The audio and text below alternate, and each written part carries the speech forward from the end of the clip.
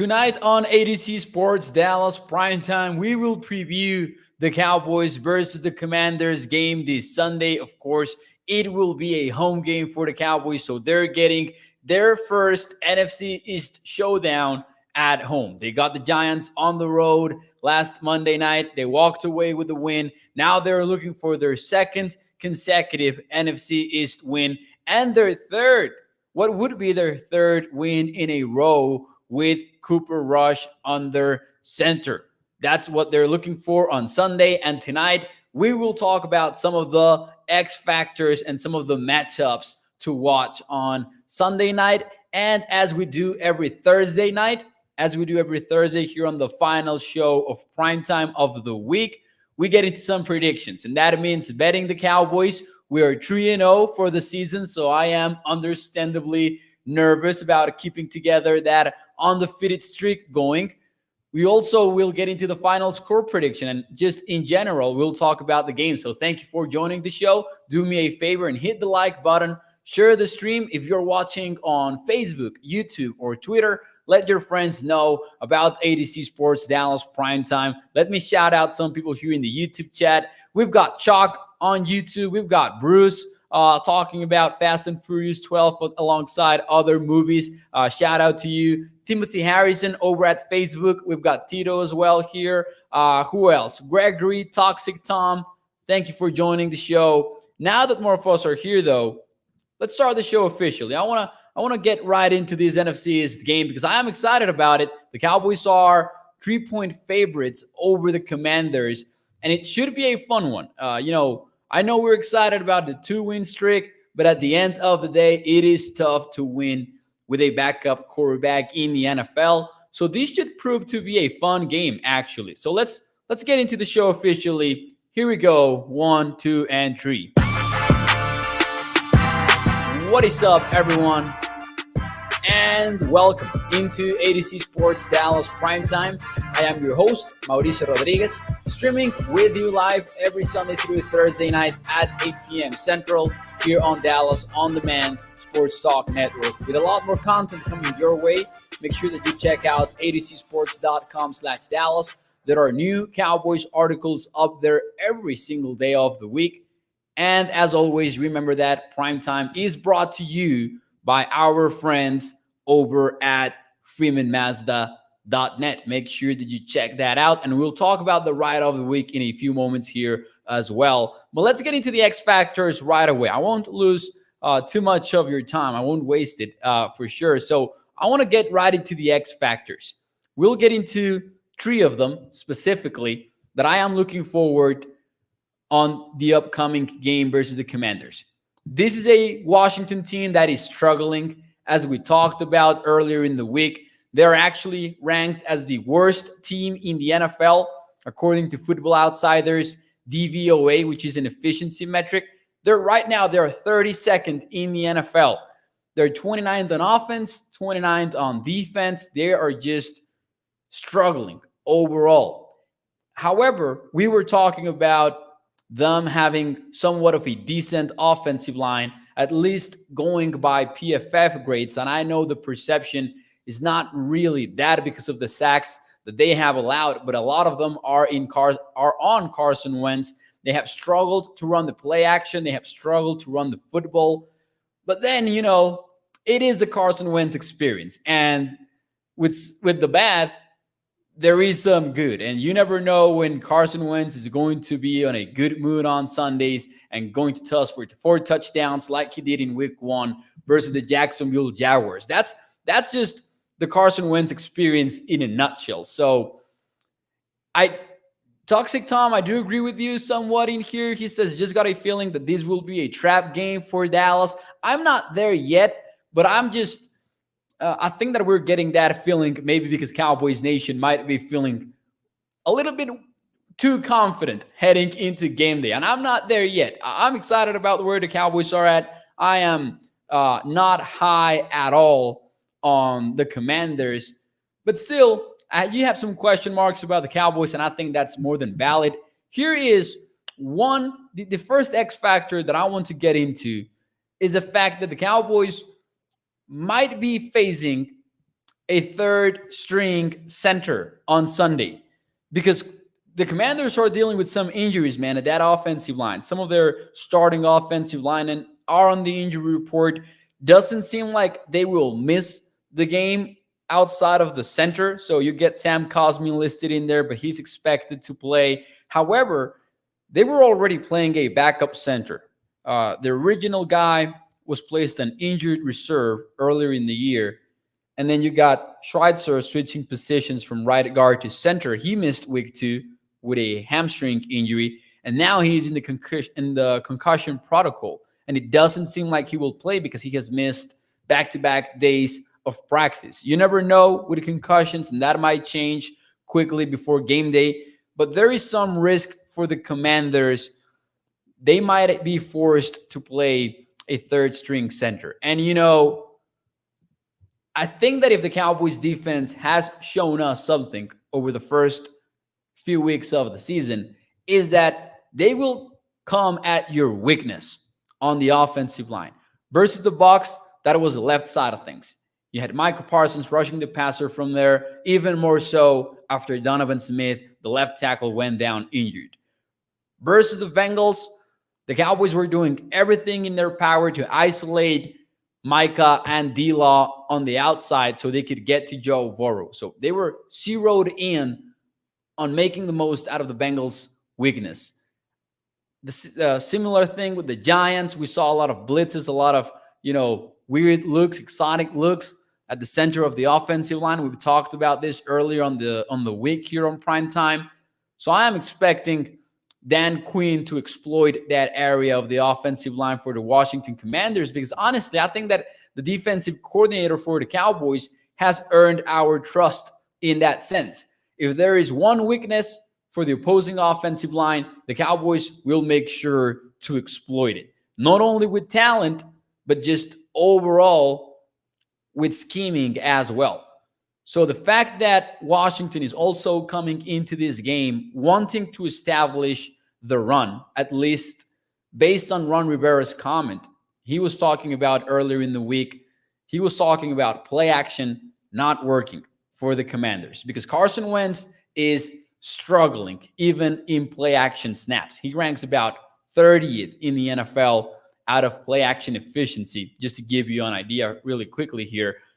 And Ron Rivera's hypothesis is that the running game is not working. Thus, the play action isn't working either. I don't know about you, but I don't think that running the football with a third string center is going to be any easier for the Commanders on Sunday. Now, we know that the Cowboys still have some things to fix in their run defense, even though they have looked better so far this year. We knew that even since last year, that was the weakness for this Cowboys defense, the running game.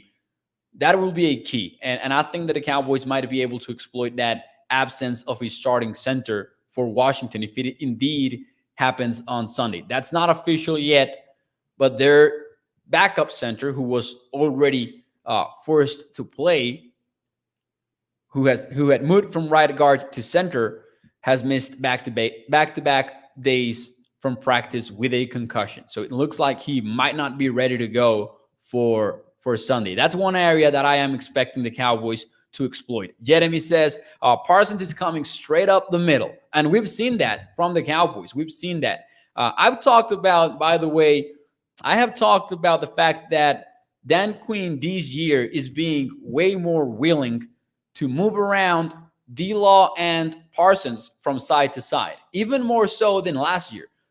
I know that we already knew that the Cowboys would be creative with their players, but if you go back and you look at 2021, you will see that DeMarcus Lawrence rushed almost exclusively versus the opposing team's right tackle. This changing him from side to side is something new for 2022. That didn't happen at this rate last year. And the same goes for Micah Parsons. And the same probably goes from those over the center blitzes, those mucked up linebacker looks. We even saw Anthony Barr and Leighton Van Der Esch rush those A gaps last weekend versus the New York Giants. Actually, this same week because it was on Monday night, but you get what I am saying. So yeah, I am looking forward to that being an example. Holly says we have trap games in week 4. We don't really know any team's skill set, says Holly. I think that is fair. I think that what we mean with trap game is just this overall game in which pretty much everyone is feeling confident about the Cowboys. I was looking at some numbers earlier today, and about 73% of the money, according to Action Network, is on the Cowboys. Not on the not of the money, of the bets, which is different. But yeah, 73% of the tickets are on the Cowboys for this game. I think that's more than anything what we mean by trap game. But I do agree that it's not a trap game in the sense that you're caught looking forward to next week's game versus the Rams, for example. I don't think that will be the case. Let's see. Toxic says we are probably the trap game for all these teams too. That's a very good point. Timothy says the defense will spread out across the defensive line, pressing, hits on quarterbacks, and sacks, says Timothy. And the Cowboys have been doing that so far this year. Moving on to my number 2 X factor, and I think this one will be somewhat of a contrarian one. I've seen that Cowboys Nation, understandably so, because it is a matchup to watch, is zeroed in on Terry McLaurin squaring off against Trevon Diggs. They've had some moments. Trevon Diggs allowed one big play, for example, the first time that they faced each other. Then he just erased McLaurin from the Washington offense at one point as well. So we've seen their moments in this somewhat of a rivalry. I'm not ready to call it a full-on rivalry between those two. And that is a matchup to watch for sure. But I am more intrigued about another skill position matchup. And this might be an unpopular opinion, but I kind of want to see what Jordan Lewis does against Curtis Samuel. Curtis Samuel has been manning the slot for the Washington Commanders, and it has been going somewhat well for them, while Jordan Lewis might be in need for a bounce back game. I don't want to be too tough on Jordan Lewis because I also don't think that that he is this kind of hole on the Cowboys defense, because you don't even see opposing teams targeting him so much. But in 15 targets, he's given up 13 catches, according to Pro Football Focus. He's allowed 151 yards, 11.6 per target. Then you get Curtis Samuel rolling into this game with 11 targets from him coming from the slot. And he's been good for 75 yards in those 11 targets. But Curtis Samuel actually leads Washington in targets. So he has been targeted more than Terry McLaurin has. This Washington offense kind of prioritizes those quick passes, and maybe it has to do with the state of their offensive line.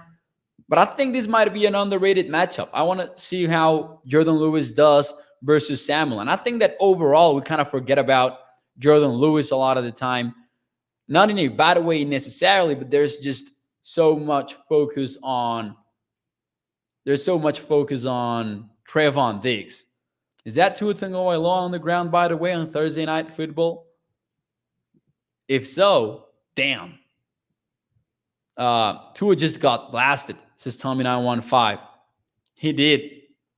I didn't see the actual play. I just saw him on the floor. That sucks, especially after what happened on Sunday.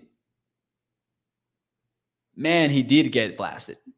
Oh, that sucks. Anyways, man, that Commander's logo is straight garbage, says Toxic Tom. Let me show that for you once more so you guys can see what Toxic Tom is talking about. It kind of is. It really kind of is, right?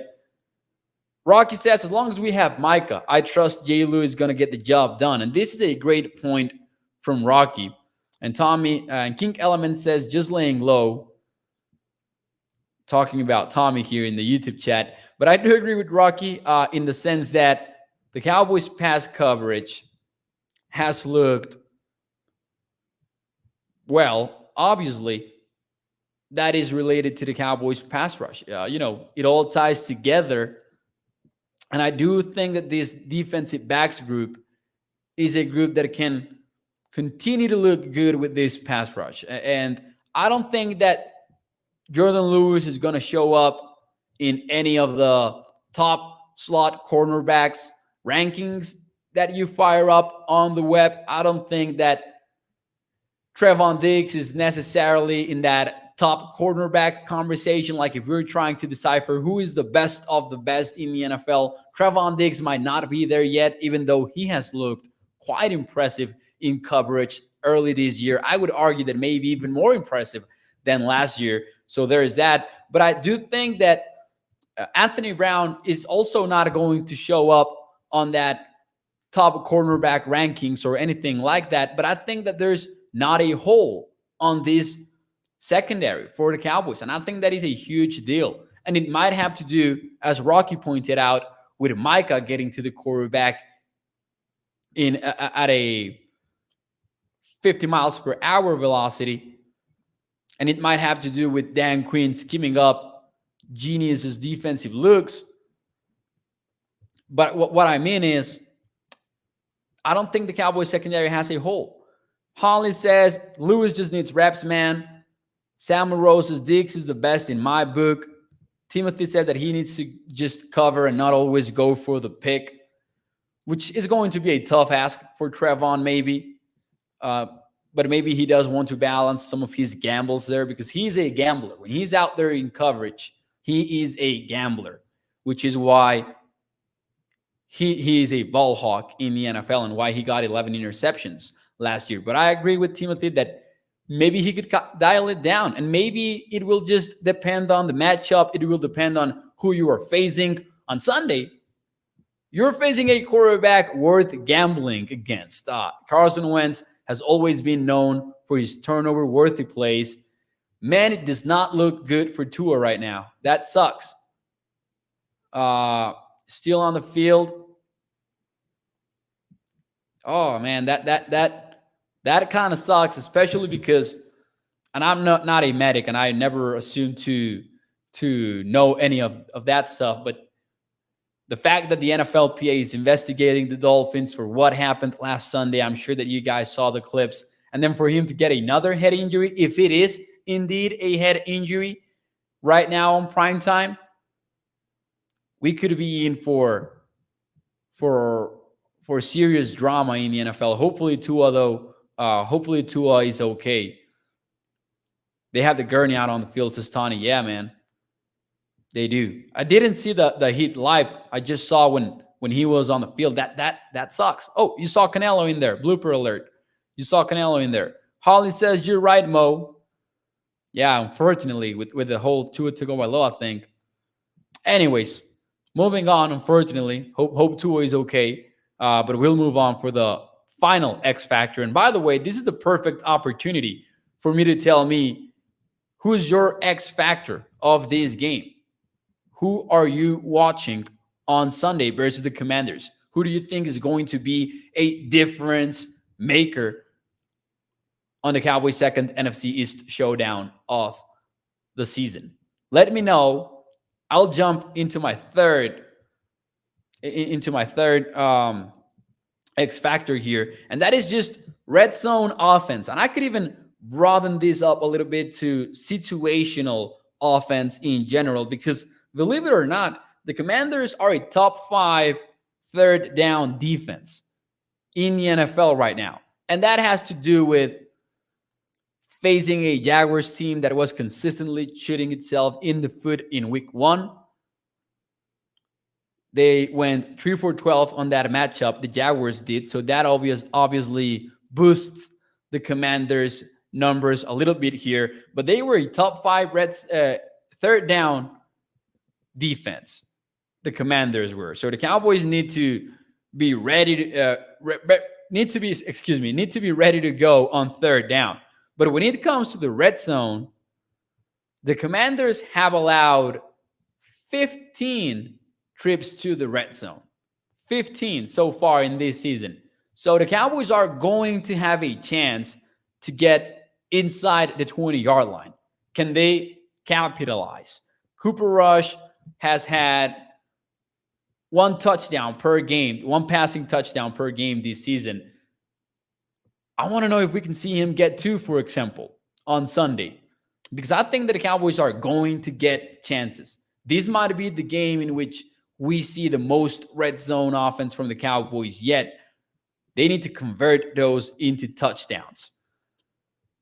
Because once more, the Commanders have allowed 15 trips, and that leads the NFL in a bad way, of course. Those are the most red zone trips allowed so far in the season.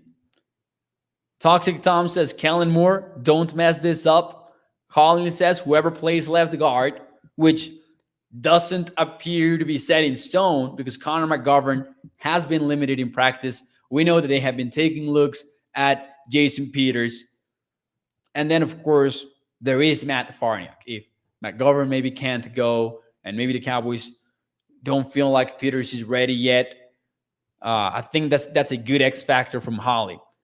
Malala Time says regarding Tua, that's a possible brain injury with his hands like that. I hope not. Wish him well. Man, I hope not as well.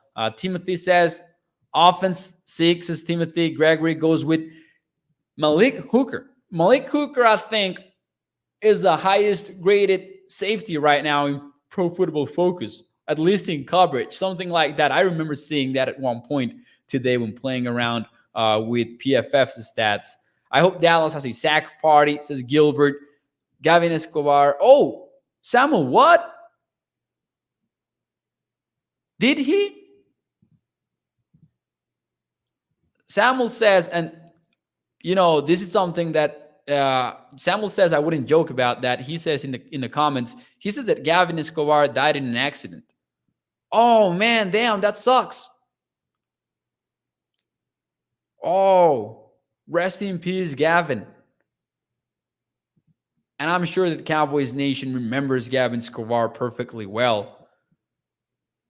By the sounds of it, judging by the chat, it was an accident that has to do with rock climbing. Oh, whew. I didn't know that. Is this recent, like minutes ago, or like this happened earlier today? Not that it matters, but I'm shocked. I didn't expect that at all. Rest in peace, man. Solid player, says King Element. 6 to Midnight says good tight end. Had great hands, says King Element. Oh, I'm shook, man. Rest in peace, Gavin Escobar. Hate to find this out live, of course. It always shakes you up, but damn, that's sad news. Rest in peace, Gavin Escobar. I hate to have to move on. Is what I mean. I had to move on in these kind of situations, but rest in peace and thoughts with his family, and of course, I know that Cowboys Nation will honor him today on social media, and of course, even the Dallas Cowboys might do something on Sunday. I would imagine. That sucks. That majorly sucks. But anyways, as I said, I hate to move on, but we'll move on with the show, of course. And we'll try to make this Thursday night a little bit better for everyone who's looking for some Cowboys content here on the show. That sucks. Anyways, we do need to get to betting the Cowboys. That is one of my favorite segments of the week. We are 3-0 so far this season. That has me a little bit nervous about this next segment because, as you guys know, week 1, we went with the under. Week 2, we went with Cowboys +7 versus the Cincinnati Bengals. And that was a risky bet, but it paid off. Last Monday, we went with Cowboys +1, which was kind of a toss-up kind of game, but we felt confident about the Cowboys winning that one. Now, the Cowboys are 3-point favorites versus the Cincinnati Bengals, versus the Washington Commanders. And, that's an uncomfortable spread. But we do need to come up with a single bet to make. Can we get to 4-0 on betting the Cowboys? And this is the segment, of course, in which I ask you for your predictions. drop your score predictions in the chat. My pick for betting the Cowboys is going to be the Cowboys. I need to ride them right now. I need to go with the Cowboys once more. It is -3. Might get to -3.5 at some places and at some points. It has gotten to -3.5. I hope that does not happen later in the week. If it does, we're going with it, even still. But the official number that we'll use here on betting the Cowboys is Cowboys -3 because I just checked, and that remains the number in my preferred sportsbook. We're 3-0 for the season. I think that the Cowboys are a better team overall. And even though I have some doubts, I just have more doubts about the Commanders, man. 32nd ranked team by DVOA. The Cowboys are actually 6th, which is surprisingly high given how things have looked on offense. That, Cooper Rush is moving the ball and all of that, but this is not the most efficient offense in the NFL. So before we get to the final score prediction, let me talk to you about our friends over at freemanmazda.net, because the ride of the week is the 2022 Mazda CX-30 Select. That one starts at $26,895. It comes with an all-wheel drive feature, Wi-Fi hotspot, adaptive cruise control, backup camera and blind spot monitor, safety first, and a miles per gallon capacity of 24 in the city. That goes up to 31 when you are in the highway. And remember, when you choose Freeman Mazda, you're choosing a lifelong partnership with your car dealer. So go on to freemanmazda.net and check out the CX-30 Select and check out the pictures from the outside of the vehicle, the inside of it. Family-owned business for over 65 years, so you get A+ customer service. Make sure that you check out freemanmazda.net. One more prediction, as we usually do here on Thursdays. This is my score. I've got the Cowboys winning 25-20. I've got a 4-sack prediction for Carson Wentz. And I've got Cooper Rush passing for 2 touchdowns, which would be the first time. That would be the first time in the season. He did have 2 touchdowns versus the Minnesota Vikings in 2021. But we're going with a low-scoring game once more, even though this would actually go over the projected total in the betting community. 25-20. That's my number. Let's see some of your comments here. Let's see some of your score predictions. We've got 24-10 from Holly. We've got 42-17 from Chuck. 24-13 from Toxic Tom. Cowboys will cover, says Russell. So he agrees with the betting the Cowboys pick. 28-10 Dallas, says Gregory. 30-16. So what I can take away from this so far, as I continue to show your predictions on the screen here, is that I do have a higher score than most for Washington. 24-14, 28-3, says Crypto Keeper. There you go. 20, says Gregory. That is not happening. And Tommy says that Wentz is going to get sacked 8 times. Man, if he does get sacked a lot, though, that should concern Commanders fans gravely. Because the Cowboys, the Commanders, need to know heading into this game, you need to have some quick game stuff ready to go. That needs to be your game plan 100% going up against these Cowboys defense. I would assume that is going to be the case on Sunday. But then again, you don't want to overestimate the Commanders, I guess. Third string center, though, not looking good. Ozo Digisuwa, Quinton Vohana can really wreck this game, by the way, on Sunday. I'm looking forward to seeing that happen, because chances are he will they will need to play a third string center. Tommy says they are already concerned, Mo. He was dropped 9 times last week. Yeah, they need to be already concerned. But what I mean is coaching wise, I would assume they're going to be arriving to AT&T Stadium with a plan to get rid of the football even quicker than usual, knowing that Micah and D-Law are going after Carson Wentz. That's just what I would assume. Once more, I don't want to overestimate the Commanders here. But yeah, I'm going with 25-20, and I think that it will be a very fun game. Make sure that you check out, of course, Skywalker Shield tomorrow morning. Make sure that you check out the Game Day show. And I will see you on Sunday night, 8 p.m. Central, more or less. You know that I like to go a little bit early in the second quarter. Toxic Tom says, I saw a graphic that showed Wentz. Yeah, I'm not going to read that yet. Russell says, I was expecting more out of Gallimore so far. What are your thoughts? I think that overall with the snap count, we haven't really gotten a chance to seeing more out of Gallimore. He's being versatile, though, for the Cowboys defense, so I like that. I don't think that we have seen enough, though, to really know about Gallimore. I'm not disappointed yet. Though, on him.